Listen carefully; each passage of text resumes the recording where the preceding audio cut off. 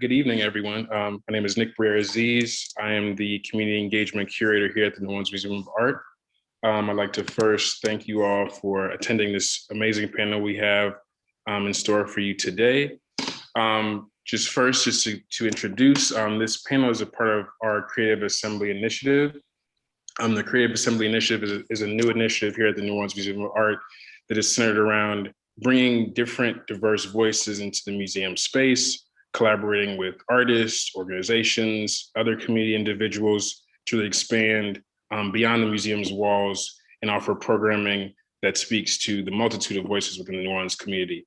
And so today we're honored to be in this space with amazing creatives from all across the world to have a beautiful conversation that will be moderated by Russell Lord.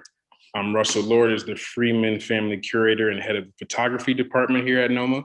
And this will be particularly looking at the museum's current exhibition, New Photography, Create, Collect, and Compile, which was co-curated by Russell and Brian Piper, who is the Mellon Foundation Assistant Curator of Photography. So yeah, with that, I will kick it off to Russell, and thank you all again for attending this program. Thank you very much, Nick. Thank you and welcome to our three panelists. And welcome to you all who are joining us. We're very grateful you're here. As Nick mentioned, this conversation is in conjunction with not only the Creative Assembly program, but our current exhibition, New Photography, Create, Collect, Compile. I just wanted to provide a little context for the panel tonight. Over the past decade, our Department of Photographs here has been very interested in questions of visual literacy. And that has sort of culminated in our current exhibition, which features the work of four young photographers that whose work all deals with issues of power, identity, privacy, and presence in photography, whether it be Guan Yu Zhu's exploration of his own identity by presenting pictures that he's made and collected around his childhood home here in Beijing, as you see on the screen, or Elliot Jerome Brown exploring Black and often queer identity in his own community, and thinking about how photographs can still provide some sense of privacy to the subjects and how they occupy space. To Dion Lee, who explores the presence of Black bodies in a history of landscape photography in which it's often excluded. And then finally to Esther Hovers, whose work is really sort of kicking off our discussion about surveillance in this panel. She's interested in the algorithms that define the work of security cameras and created these staged examples of what we would think of as what we know as false positives, where nothing threatening is actually happening, and yet a security camera would read these as threatening scenes. But tonight, we actually want to talk about a different kind of new photography. Tonight's panel takes its title, A Choice of Weapons, from photographer Gordon Parks's most famous statement that photography was his choice of weapons against racism, intolerance, and poverty. While photographs have certainly been used to document and advance social justice causes in the past, the use of photography in recent protest movements has demonstrated one of the dangers of the medium. While protest photographs have amplified these movements' messages and visibility, the very same photographs have been used against their makers and the protesters by other authorities. To return to Parks's statement, a choice of weapons, it would now seem that today the operative word is not necessarily weapon, but rather choice. Over the past year, we've witnessed an explosion of new technologies designed to battle over ownership and authority and privacy in photography. Cameras are everywhere, of course, and protest photographs come from everywhere, which was more important than ever in a year of relative isolation. And yet these same photographs were edited, selected, and presented by others, often without the consent of the photographer. And worse, law enforcement employed facial recognition software to target those seen in the photographs. In response, apps and programs that automatically blur or erase information from the photograph emerged, yet another volley in the fight for photography privacy and security. It leaves us with the questions. What choice is there in photography, and whose choice is it? This panel will explore the new emerging chapter in the ethics of photography, considering how the digital social world has made photography an instantaneous and global weapon that can slip easily from one hand to another, and offering guidance on ethical and inclusive approaches to protest photography. I'm delighted to introduce our three panelists. Brian Palmer is a Peabody Award-winning journalist, photographer, and documentary filmmaker whose career spans 3 decades with experience producing pictures and writing for a variety of outlets, including The Village Voice, The New York Times, BuzzFeed, CNN, and Smithsonian Magazine. He was embedded with the US Marines in Iraq and served as Beijing Bureau Chief for US News and World Report. Currently, he's working with his wife, Erin Holloway Palmer, on a documentary about a historic Black community that was uprooted during World War II to build a naval base, and also a project to photograph Virginia's neglected African-American cemeteries. Perhaps most relevant for today's discussion, Brian Palmer's extensive work in Richmond over the past year, covering racist gatherings, anti-racist protests, and the fight over the removal of monuments, shared these critical events with the world. Caroline Sinders is a machine learning design researcher and artist examining the intersections of technology's impact on society, artificial intelligence, abuse, and politics in digital conversational spaces. She's worked with Amnesty International, Intel, IBM Watson, the Wikimedia Foundation, just to name a few, and has held fellowships with the Harvard Kennedy School, the Yerba Buena Center for the Arts, and the International Center of Photography. Her work has been supported by the Ford Foundation, the Open Technology Fund, and the Knight Foundation, again, amongst others. And her work has been featured in the Tate Exchange at Tate Modern Program, Victoria and Albert Museum, and MoMA PS1. Finally, Tara Pixley is a visual journalist and professor based in Los Angeles. Over 2 decades, Pixley has worked as a photographer, documentary filmmaker, media producer, and editor for a variety of agencies, including Newsweek, The Wall Street Journal, and NPR. Pixley is on the National Press Photographers Foundation board and is a co-founder and board member of the Authority Collective, an organization dedicated to building community and opportunity for women non-binary photographers of color. In 2016, Pixley was a visiting fellow at the Nieman Foundation for Journalism at Harvard University, researching inequities in the photojournalism industry. I am honored to welcome the 3 of our participants here today. So first, I'm going to turn it over to Brian Palmer and invite him to share a little bit about the work that he's brought with us today.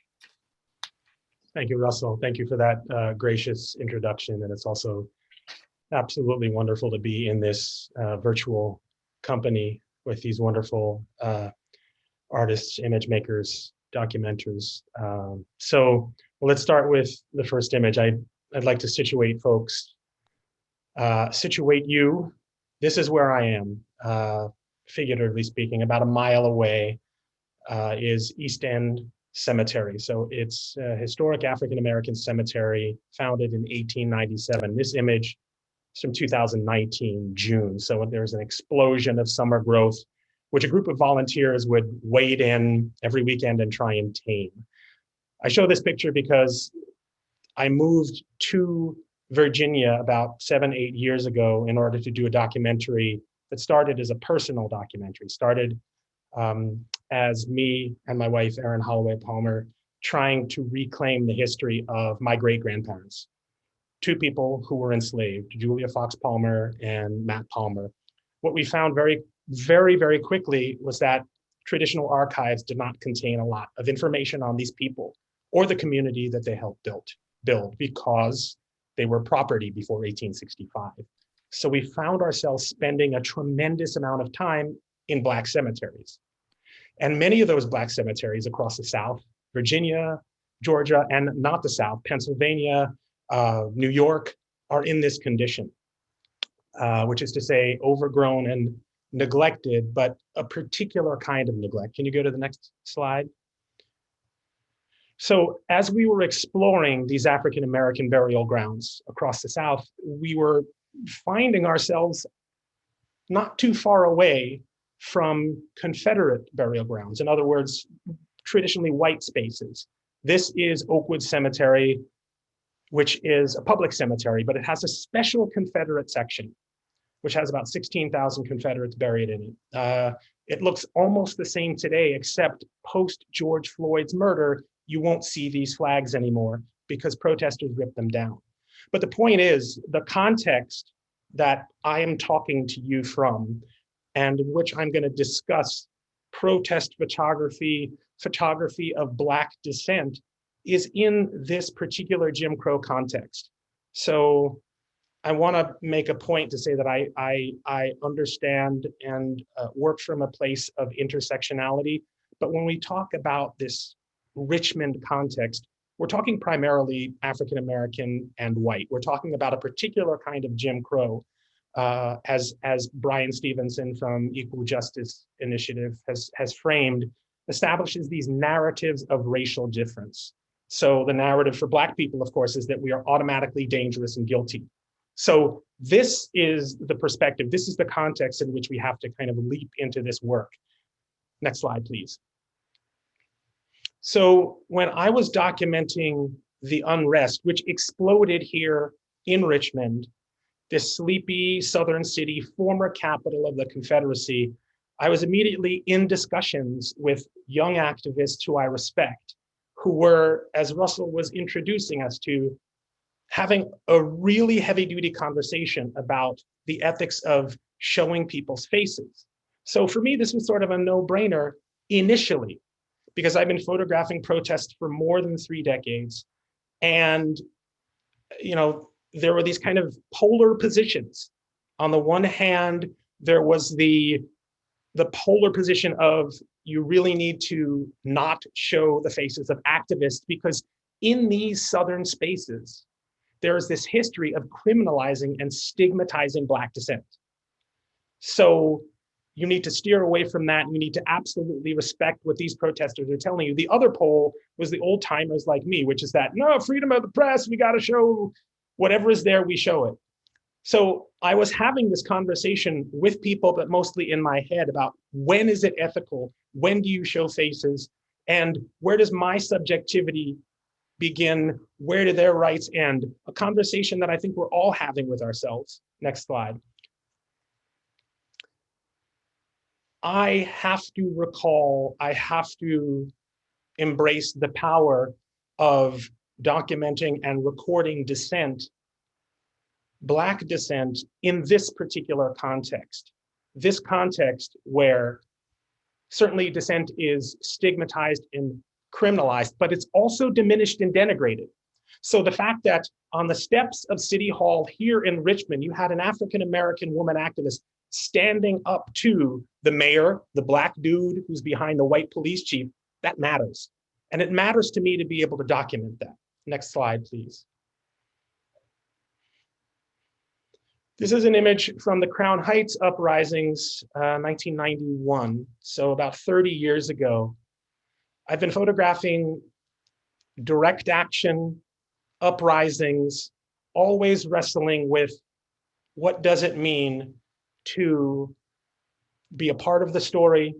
What does it mean to be a witness to history? What does it mean to be an ethical person whose first principle has to be do no harm? So this gentleman, trigger warning, I'm about to use a bad word, but this gentleman who was protesting was screaming white pussy at these police officers who were trying to subdue him with just a tremendous amount of force. And that's something that I've been witnessing over a period of years in my documentation of police response to Black dissent in particular. Next slide, please. However, as both someone who documented ACT UP and who participated in AIDS Coalition to Unleash Power demonstrations, I understand the power of media. So ACT UP was perhaps the most sophisticated organization that I've ever worked with in terms of being able to both communicate with and frankly, use the media. They understood the power of media messaging. We can talk a little bit more about that, but these were all the things that I was thinking about as I was on the streets, trying to communicate with younger activists, trying to not so much convince them, but to be both an ally, but also to be an independent documentarian. Next slide, please. I've been in this situation a number of times. This is a picture from 2004 in Iraq. These were men who were rounded up by US Marines and soldiers and called insurgents. How do you show captive people with respect? I am not automatically going to accept the narrative of the United States government, even though as an embedded journalist, I'm almost functionally the same, right? I am storming through living rooms. I'm in this situation. So trying to think just really, really hard about representation, doing no harm, and not being subsumed in this apparatus of propaganda. Next slide, please.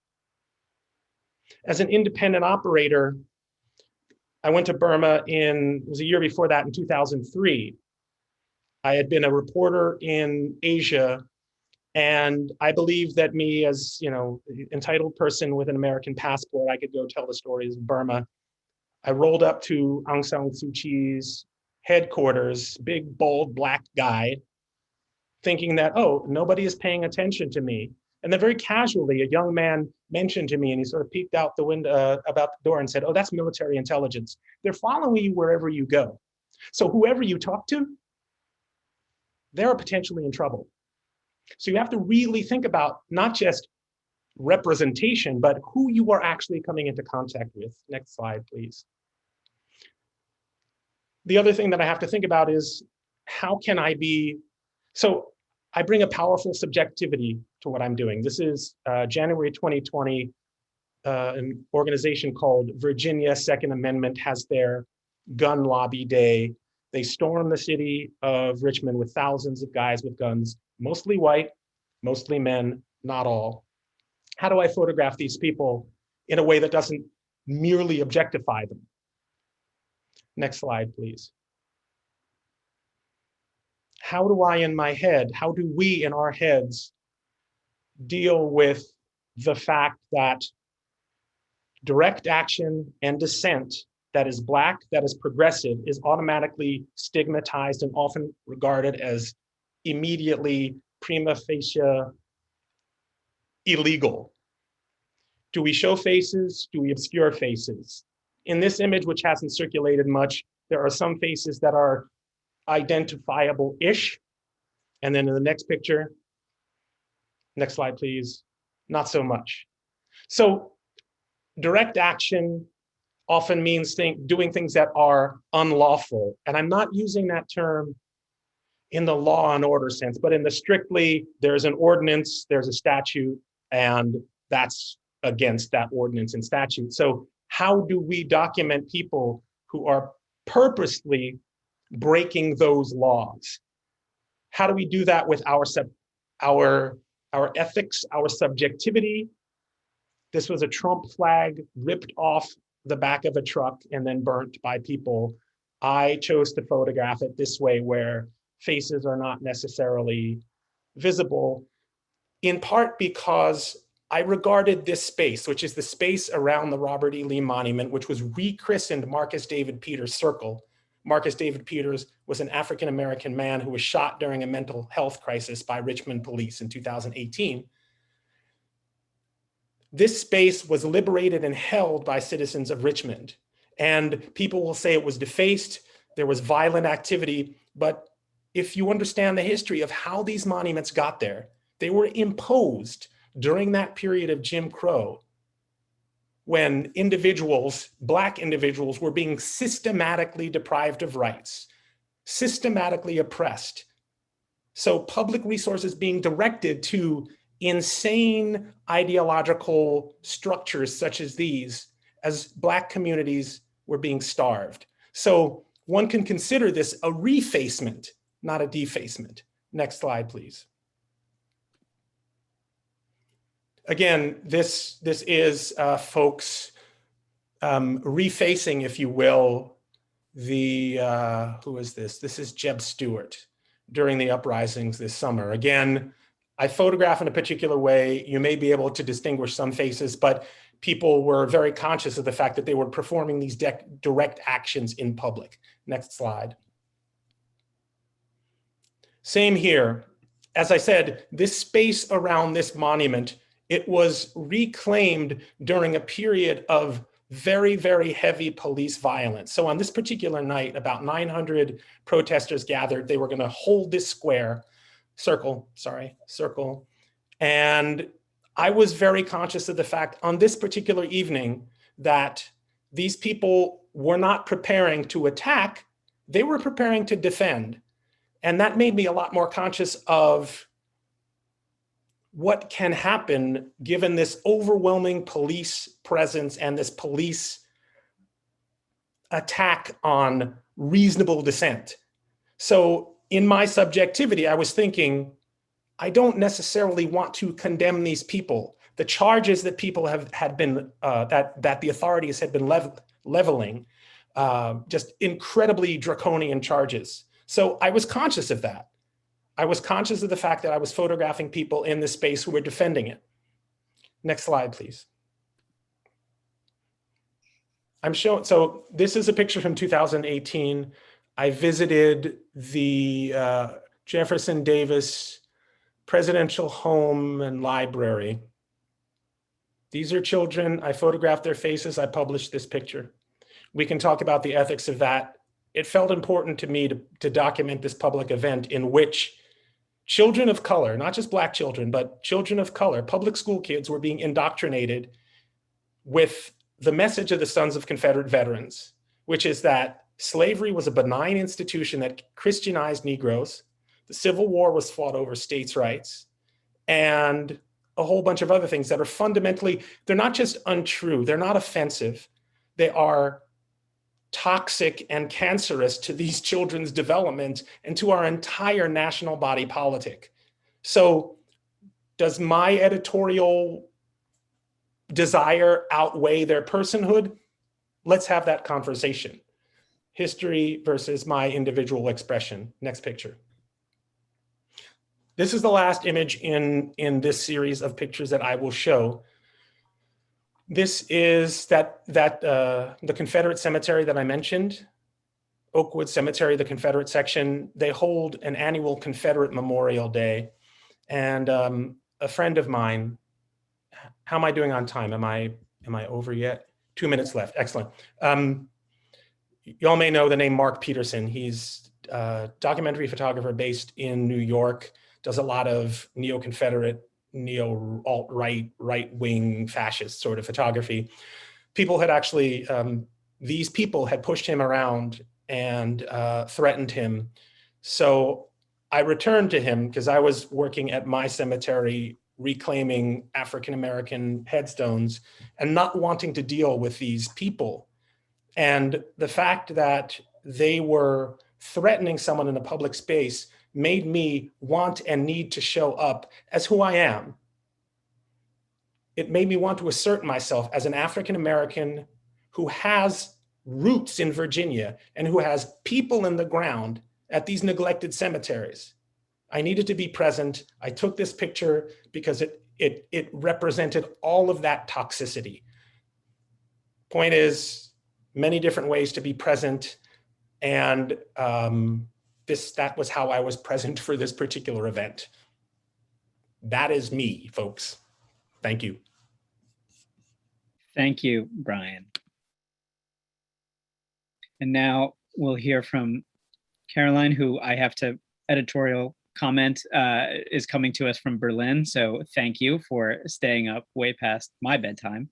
And we look forward to your comments. Great, thank you for having me. Hi, everyone. I'm Caroline Sinders. I'm an artist and researcher who works at the intersections of civil society and the private sector. And I'm often looking at the impacts of technology in society and its effects on marginalized groups. I've held residencies with BuzzFeed and IBEAM, Pioneer Works, the Mozilla Foundation, Harvard, and I currently sit on a working group with the United Nations looking at data privacy in children. And I'm an artist with Ars Electronica's AI lab. I think what's important to contextualize about my practice is my background is in photojournalism, research design, and art. So I see everything through the lens of legibility and research storytelling, which are skills I honed as a photojournalist. And so with these skills, I make art and I do human rights research. Again, focusing through the lens of how design and technology affect people in their everyday lives. Next slide. And a big theme that I want to talk about in my presentation is how technology isn't neutral. So my research work and artwork explores topics like data sovereignty, online harassment, and artificial intelligence. And so again, I'm looking at how technology impacts the world And in this framing, I'm interested in how machines see the world and how we use machines to make sense of the world around us. So I want to talk to you about how computers see the world but can't understand the world. A computer literally sees images by comparing colors in pixel, going small pixel by small pixel. But how a machine recognizes a cat from a banana is by using something called machine learning or artificial intelligence. So a neural network, which is a part of artificial intelligence, is a set of algorithms used to recognize patterns in relationships inside of a data set. A data set can be images, it can be things you like inside of Facebook, it can be how often you use a credit card. Anyway, a neural network is a set of algorithms used to recognize these patterns and look for relationships. So it's very similar to how neurons in the human brain function and interact together, allowing us to perceive the natural world. So effectively, you feed a neural network a bunch of images so it can be trained to recognize how a dog is not a cat and how a banana is not a boat. But these systems are literal and quite frankly dumb. To quote Fei-Fei Li, the director of Stanford's Artificial Intelligence Lab and Vision Lab, she says, "Just like to hear is not the same as to listen. To take pictures is not the same as to see. And by seeing, we really mean understanding," end quote. And I think of this almost in a way to the movie Rear Window. So almost uncannily similar to that movie, technology and data makes assumptions about our lives with varying levels of inaccuracy. But imagine the ending of that movie differently, that James Stewart was wrong. From his vantage point, what he saw was a small slice, a skew of the world, and putting his own bias and interpretation on top of that skew. This is similar perhaps to how a surveillance camera sees the world. So if we think of this movie as an example of data is all around us, but data can be misconstrued. Telling a room full of photographers that an image can lie, or rather can obfuscate, well, that's something I think we would know. It's difficult, if not impossible, at times to encode context in a singular image. And it's difficult, if not impossible, to encode context into technology. So we're a bit like L.B. Jeffries, James Stewart's character, except we do constantly get things wrong. And artificial intelligence does this as well. Artificial intelligence is neither intelligent nor is it that artificial. But let's not confuse technology and how it aids image making and surveillance as a form of truth. And I can't give this talk here in my hometown of New Orleans, where I actually live part of the year, and not talk about how technology furthers white supremacy and how artificial intelligence is misused by the police, and specifically the NOPD. As we've recently confirmed, the NOPD has been using facial recognition systems and predictive policing tools, even years after they said they were not using those tools. So with that in mind, I want us to reflect here what it means to be seen by a system that then views your existence as an error. And perhaps now we should talk about facial recognition systems, because we see this error state, if you will, most clearly with facial recognition. According to a study done by Joy Bellamy, as cited by the New York Times, she found that Amazon's facial recognition system, called Recognition, had a very high difficulty in recognizing gender and darker skinned faces and female faces. Recognition by Amazon performed worse than software by Microsoft and IBM, though both Microsoft and IBM software wasn't accurate as well. In this study, Recognition made no errors in recognizing the gender of lighter skinned men. And facial recognition systems, we can go to the next slide. Facial recognition systems are used in malls, at border crossings. They're used in aspects of predictive policing as well as surveillance cameras.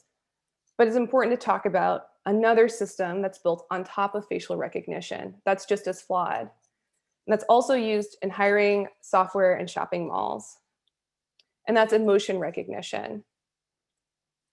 Now, emotion recognition is using facial recognition to sort of see the world and make assumptions about emotions. As we saw in this previous art project of mine, that was using Amazon's Recognition. But we have to ask, with something like emotion recognition, what does it mean to be angry? Who defines what angry looks like? Is angry universally expressed?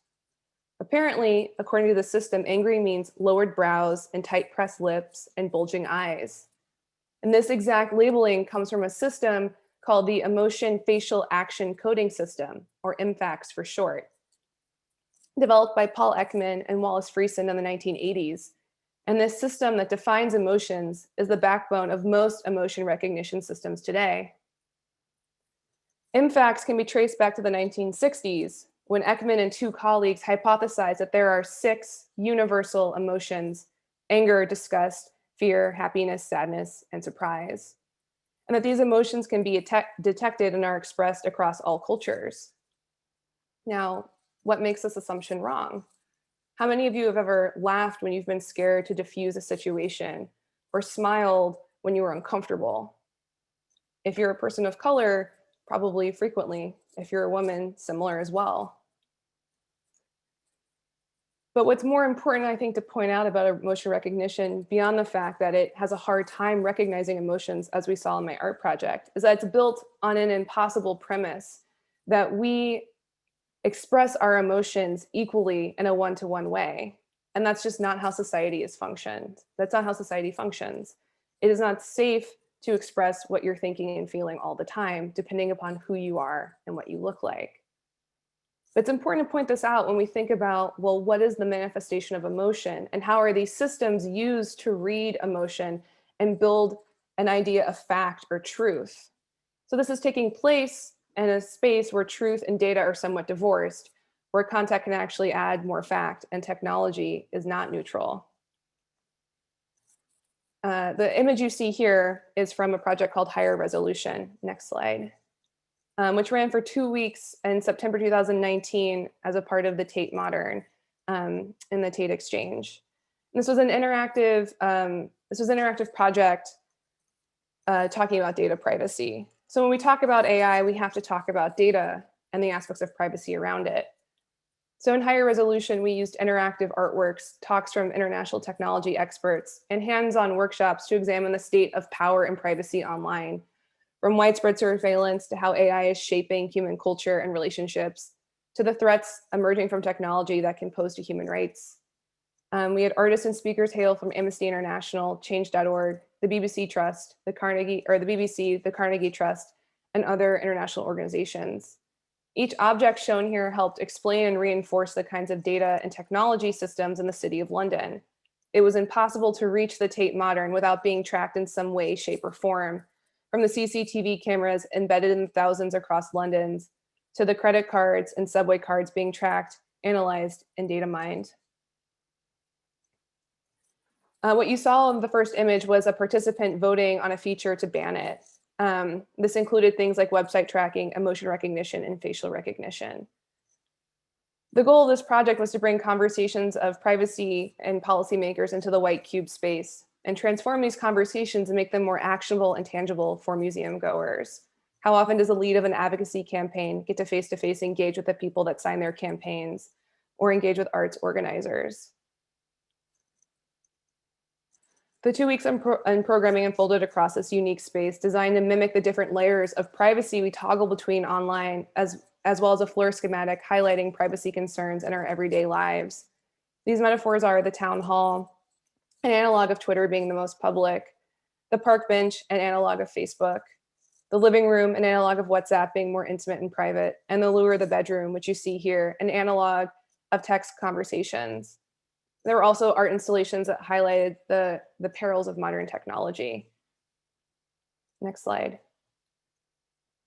Oh, yeah, and this is a close-up of our floor schematic. Next slide, please. And where you could vote for the features to ban. Next slide. And next slide. And a zoomed out view of I guess one aspect of the floor since it wrapped around. Next slide. Like writing code, I view art and design as a necessary tool for making how I want to interact with technology. So as a practitioner, I use art, technology, and research as an overlapping way to critique and explore ubiquitous and common technology. And I want to really emphasize that. I explore ubiquitous and common technology. Technology we see in cities across the world and in New Orleans right now. This exploration includes how technology impacts the way we make art, but how we also create community, What does it mean to be seen inside of surveillance? And how do we live our lives? Photography is a tool in my toolkit, but exists as an evocative way for me to critique and explore the ever expanding technology and surveillance environment around us. Thank you. Thank you very much, Caroline. And now we will hear from Tara Pixley, who is in yet another time zone, coming to us from California. So none of us are in the same time. But welcome, Tara. Thank you so much, Russell. And thank you everyone for being here with us this afternoon, evening / morning, depending on what time zone you're in. And thank you so much for having us. So I have worked as a visual journalist for quite some time, and I want to talk a little bit today about the sort of crisis of conscience that I had photographing protests this past summer. And I'll start by talking about an image I'm not showing. At the first protest I attended and photographed, I saw a burned out car. That it was in Hollywood, in the Fairfax district, which is kind of somewhere between, it's adjacent to Beverly Hills, to try and place for you where we are in the Los Angeles environment, between Hollywood and Beverly Hills. And among all of these boarded up, Neiman and Saks, Fifth Avenue, all of these fancy spaces, there was this car that had clearly been set on fire the night before and was burned out, covered in graffiti. And there were several protesters that were walking on top of the car, fists in the air, kind of inviting people to photograph them. And they were having friends photograph them. There were several photographers sort of amassed around the base of the car and photographing the people. And I saw this and thought, of course, this is a really compelling image. But this, as I mentioned, was my first protest that I attended out of, I think I ultimately went to maybe 10 protests over 3 months. And I felt unnerved at this sense of the kind of pageantry and performativity of all of these photographers taking the images of these protesters, one after the other, going onto the car. And then a protester walked up to the car with a flag, an American flag, and began to set it on fire. And I mistakenly at the time, I found out later, it is not illegal to burn a flag, it turns out. It was many years ago, but it no longer is. And this particular protester had their face covered, most of their body was covered. And so I did end up photographing them and photographing this moment of them lighting the flag. But I was thinking this whole time about what it meant for me to be doing this work of photographing these things. And part of what drew me to that particular protest was I was seeing all of these, gas canisters and protesters clashing with police. And I'll talk about that in just a minute, the power hierarchies implied there. And I wanted to see for myself, is this what was really happening on the ground? Is this really what people were experiencing, that these protests somehow were just an actual war happening down the street for me? And if you can go to the next slide, Russell. And what I found was not that. I continued to, the protest I was just speaking about, that was actually May 30th. And this was the next protest that I went to on June 2nd in Hollywood. And here I was kind of shocked, honestly. I was shocked also to see on May 30th just how different the reality of the protests in Los Angeles were compared to the images, the broadcast scenes that I was seeing in mainstream media. And I say this as a mainstream media journalist, as a person who's been working for the big names for the last, in my 20-year career as a visual journalist. And I say this with love, this criticism of visual journalism and our approach to photographing Black and brown bodies, our approach to the sort of visual rhetoric that we produce around protests, and how we limit the public's ability to actually deeply understand what is at stake and what is happening around these spaces of dissent, as Brian so wonderfully already spoke to. And one of the things I want to bring attention to is that what I saw when I was photographing these protests was community, connection. I saw love. I saw relationships. This is a mother and a daughter. This in this image here, this mother was actually leading the crowd in chanting. And what you can't see is there are hundreds of people beside me and behind me. The way that I am photographing this delimits what an audience member looking at this image can actually understand of what was happening. And I love hearing the different interpretations of what people see in this photo. But I wanted to document this moment that I thought was incredible, where this woman has her hand around her, just protectively around her daughter, as she models for her daughter what dissent, political dissent, standing up for social justice and human rights, what that means, to what it looks like, how you do it. She's leading the crowd in chant. While she's also performing and enacting Black motherhood. And she's also very, physically embodying this space between the line of the National Guard, the line of the protesters, and again, the hundreds of protesters amassed beside and behind me where I'm photographing from this moment. And I show this Latinx for BLM poster because this is indicative of something I saw over and over and over again. I saw Armenians for BLM, LGBTQ. I photographed an entire protest that was called, for better or for worse, All Black Lives Matter. And it was over 100,000 people showed up in Los Angeles to demand that not only do Black Lives Matter, but that LGBTQ plus community, the queer community, that they're in solidarity with Black Lives Matter, movement, and recognizing the importance of that sort of intersectional solidarity. And so I show these images and I speak to this to draw attention to the limitations of the visual rhetoric that we often see around protest. And I don't believe that that is always happening because of the photographers. Something that we rarely speak to, and that I think actually the general public doesn't always understand or know about, is the gatekeeping space of photo editors. Can you go to the next image, please? So, and I'll make one more point about this before I speak to photo editors. This image I wanted to use to illustrate an experience that I repeatedly had, was watching how photographers did not respect the space of the protest. How we had, at all of the protests I attended, there were almost as many cameras around as there were signs. This was the most, these protests that I attended,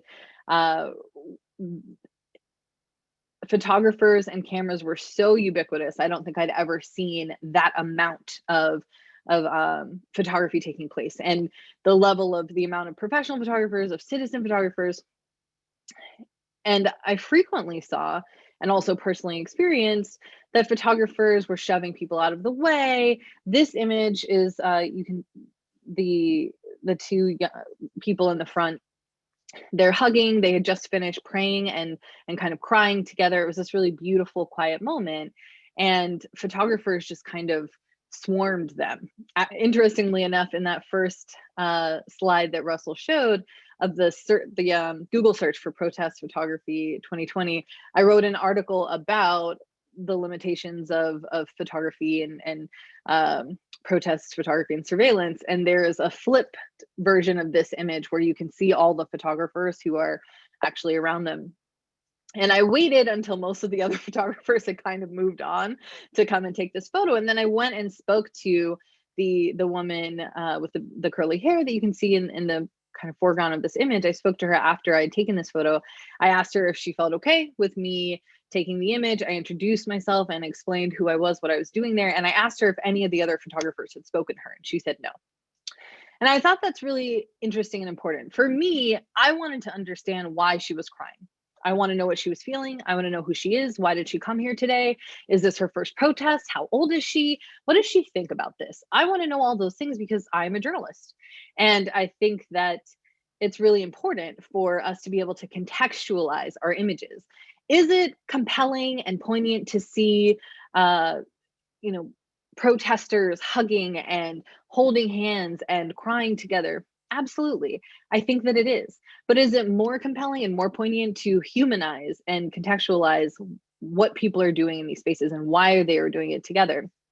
And I think that is often what photographers might be missing when they're talking about, we often, I think, like to say as visual journalists, certainly, that it's important for us to document these things. It's important for the public to see that this is happening and to know what people are doing and experiencing. But part of that is beyond the image. It's beyond just the pure visual rhetoric. It's also us doing the work of trying to speak with, engage with, and know more about those we photograph. And now I want to talk a little bit about the kind of space of gatekeeping and the photo editor. If you could go to the next slide, Russell. Thank you so much. So we're going back a little bit. I was speaking about 2020. Now we're going back to the protests of Ferguson in 2014. And I bring this to your attention because I started my job as a freelance photo editor working on a contract in the summer of 2014. I started that job on the Monday after the Friday that Michael Brown was shot. And so this was sort of front and center in the national, kind of national public imaginary, and of course became more and more salient as time went on.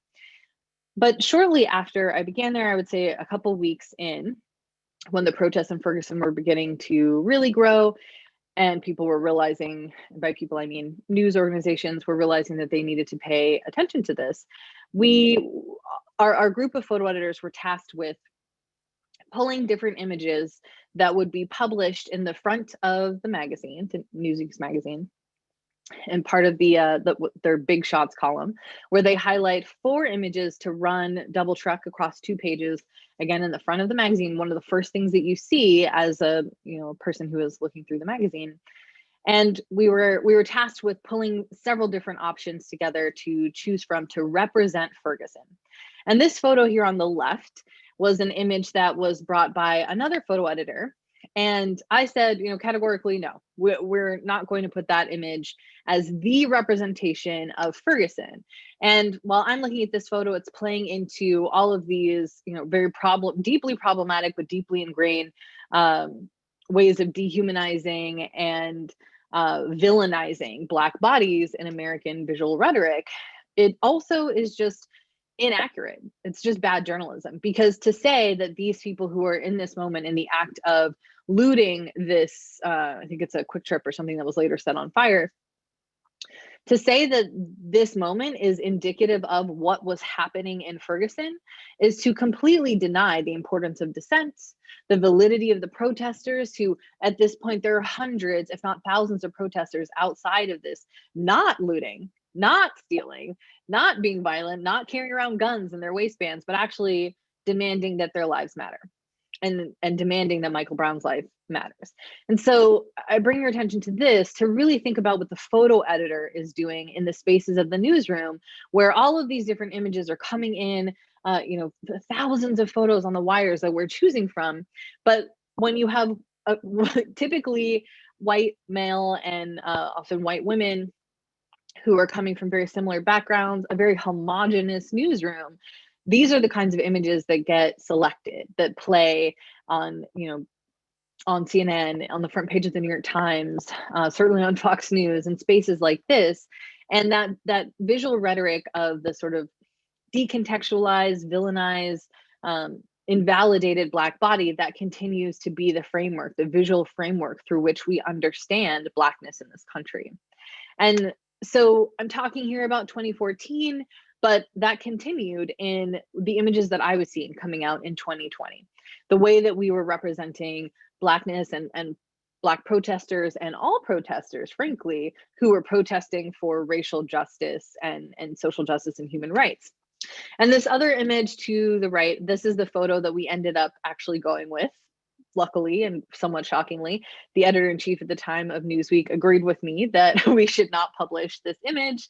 And instead we went with this photo, which I think actually is problematic in its own ways as well, but is certainly a step up from the image of the looting, or the people, purportedly looting and with guns in their waistband. And I think I'm running out of time here. I'll just quickly say that this Newsweek cover was a terrible way to represent the Ebola crisis. And that happened around the same time as this image that I'm showing you. And as we have on this cover, this completely factually inaccurate representation of Ebola in West Africa that they're representing through this picture of a chimpanzee. They also have this ironic title, post-racial America. The irony could be unpacked for quite some time, but I'll leave it at that I would love for us to consider more deeply, not just the photographer's relationship to protest, but also the gatekeeping of the photo editor space. Thank you very much, Tara, for that. And thank you all.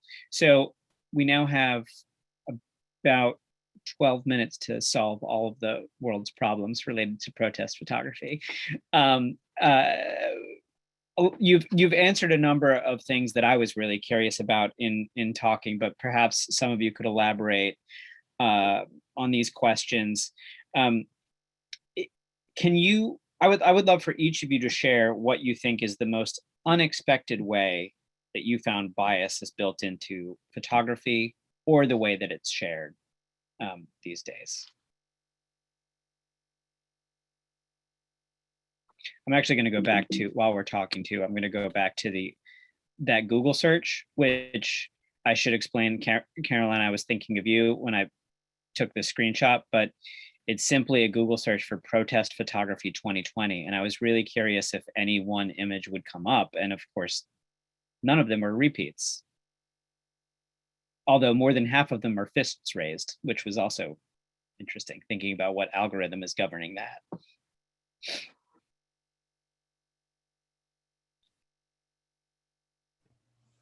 None of us is leaping to this huge question. I think, so I'll say briefly that I think the old problems are with us. And I think Tara talking about gatekeepers is extremely relevant. We photographers go out, we witness, we document, we gather, and we have to put those images into systems that have not been created by a very diverse selection of individuals. Tara talked about the visual rhetoric. We are enchained by that visual rhetoric. We are enchained by narratives of racial difference in which African Americans are this, AAPI people are that, queer people are this and that. So I think that the problems are systemic. The most surprising thing is the resilience in the 21st century of these systems, to hear Tara describe dealing with Newsweek folk in this time period, peddling those images speaks to the power of white supremacy and how it's deformed our culture and how it's shaped these systems. So that's surprising, but then also the power of alternative systems and the people like both Caroline and Tara who are dissecting, deconstructing the systems and working in alternate frameworks so that we understand, oh, right, like these images, we are receiving them. I can't talk tonight. We get the pictures that are coming through these deeply compromised systems. And to me, that is the biggest enduring problem. And no, go ahead, Tara. I wanted to jump on that and say, during this time, during the protest movement at the height of it, I wrote an article that's represented there at the end of the top line, with a scholar colleague of mine who studies police and surveillance. And she and I were making an argument that photojournalists needed to understand what was happening with our images. And part of what drew me to write that article and really spell that out, the relationship of documentary photography to surveillance and police surveillance in particular, and racial justice movements, was another statement that I had worked on with Authority Collective, the Do No Harm statement and the Photo Bill of Rights. And we experienced, the members of the writers of the Photo Bill of Rights and the members of Authority Collective, we experienced a shocking amount of pushback from photojournalists, primarily in the US, who were saying, how dare you suggest that we, one, need to acquire any kind of consent for photographing in public? And how dare you imply that photographers are in any way responsible for what our images do once they're on the internet? And that was, I said it was shocking. I frankly was completely surprised by some of the things I was hearing from my colleagues. But I would say, I speak to this because to talk about the bias that's built into photography, there's an interesting thing that happens where when you believe that, when we believe, I should say, when we as photojournalists believe that we have the right to other people's bodies, the right to do whatever we want because our intent is to bring attention to social justice ills, well, then we really set ourselves up to actually produce these problematic injustices, these social injustices, to be a part of the very systems of power and surveillance that are producing and instilling injustice against Black and brown bodies in particular in this country. And when we refuse to acknowledge how we might be, however unwittingly, how we might be part of those systems, those power hierarchies, when we refuse to acknowledge our potential complicity in that, then we are doing our own violences, serious, deep violences, because we're being invited into the space. We have the trust of many people in the public, and to then betray that trust because we refuse to critique ourselves and to critique the systems that we're part of. It's an egregious mistake, I would say. Tara, that makes me think of Caroline's work. If you are still producing these things, that becomes data, which then perpetuates the problems, right, Caroline? I mean, I'd love to hear you talk a little bit about that. For sure, and thank you so much to my co-panelists. Those are such extremely thoughtful and really, really pertinent responses, and I feel like there's a lot to add to that too.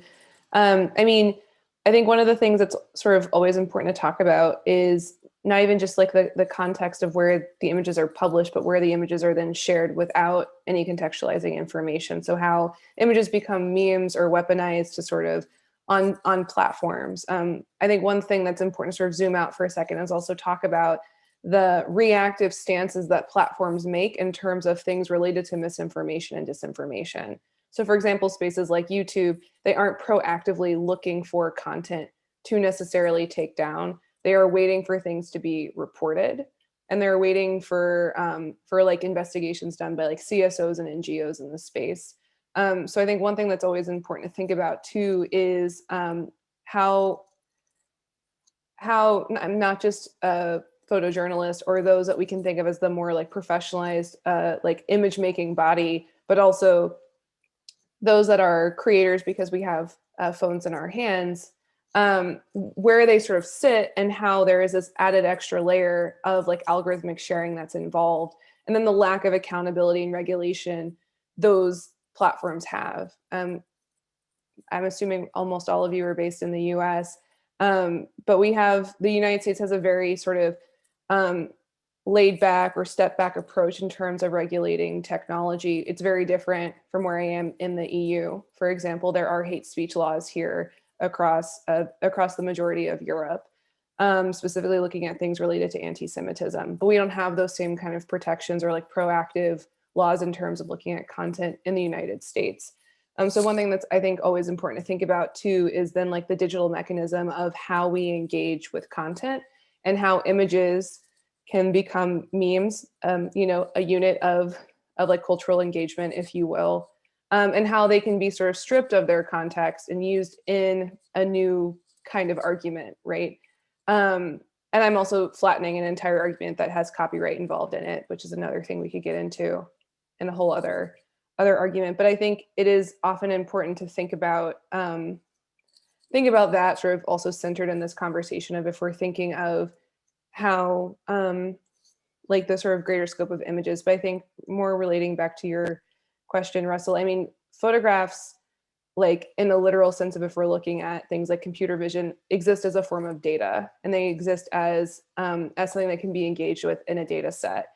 One of the things I've often been reflecting on is how protest images were used to be able to identify protesters and then lead to arrests. And you didn't actually need facial recognition in that. You can use very basic open source investigation tools.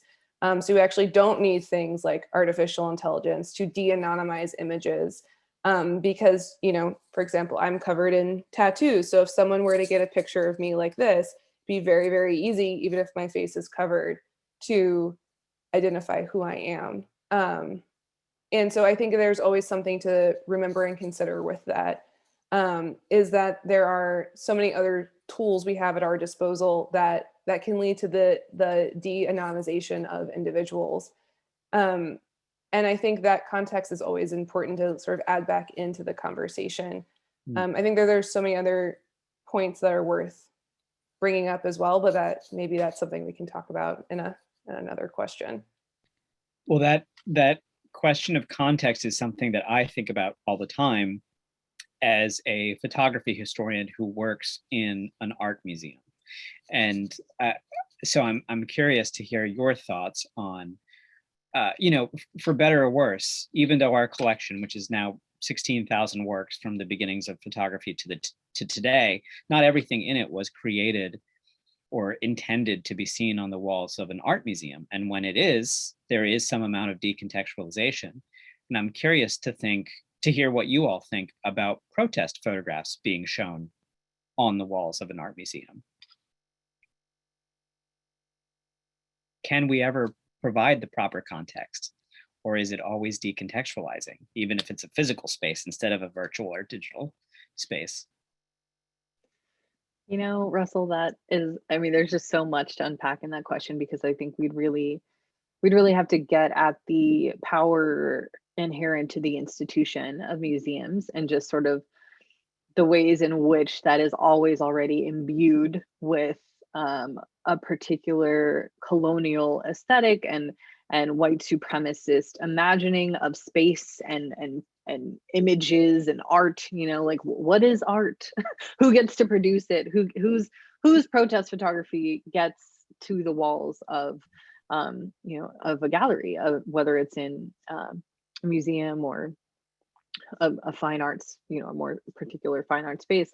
But I do think that it's important to showcase dissent, to showcase the space of protest. And so I personally think that it is imperative that we continue to display images of protest and that we do contextualize it. I think that these are moments where we have, you know, artists talks and things like that. But also I think this is a really good place to bring up what happened with the Whitney and the See in Black collective, which was this sort of big controversy where the See in Black collective is this group of Black photographers who were coming together to actually do a print sale to raise money for Black Lives Matter last summer. And these are all photographers who are, you know, working photographers who are taking protest imagery, and they sold their prints for $100 each. And a curator at the Whitney bought several of these images for $100 each and produced a show, curated an exhibit of this work. And the photographers of See in Black Collective didn't find out about this until I think about a month or a couple weeks even before the exhibit opened. Now, anyone who knows anything about museum collecting, like, this was quite a shocking turn of events, and dare I say, nothing like this would typically occur to or have happened to respected and, you know, validated photographers, read white photographers. And so the way in which the work of not only these Black photographers, but of the protest images themselves were completely denigrated. And, you know, they gave them this show, but then they said, oh, here you go, here's a ticket to come to the show you just found out about.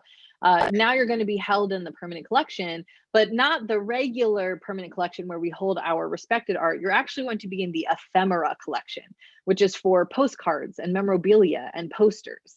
And so in a very long-winded answer to your question, Russell, I think absolutely protest photography should be shown in museums, in art galleries.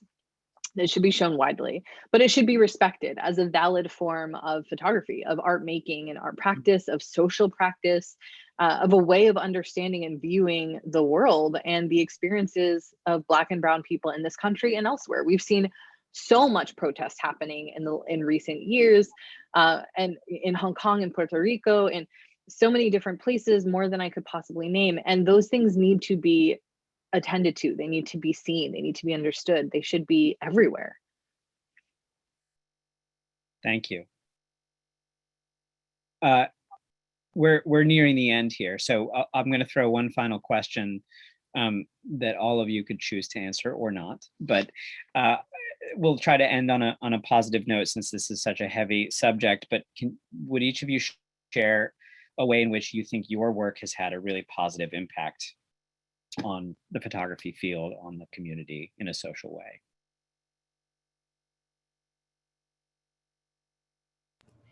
Well, I would just go back to Tara's description of speaking to the woman who later appeared in her photography, in her photograph.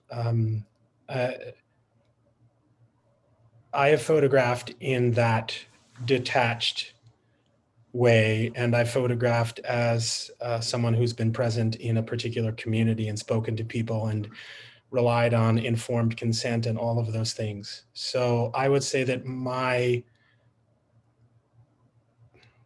being part of a reclamation effort at the cemetery that holds transformative power, and being there working and documenting and physically working and talking to people, being a part of the community, being useful, that has been the most important experience to me as a professional storyteller, an image maker, in my then going into the fourth decade of my career. And it is that both doing no harm, but then also being useful and respectful. And Tara, your example of seeing Black just makes me see red.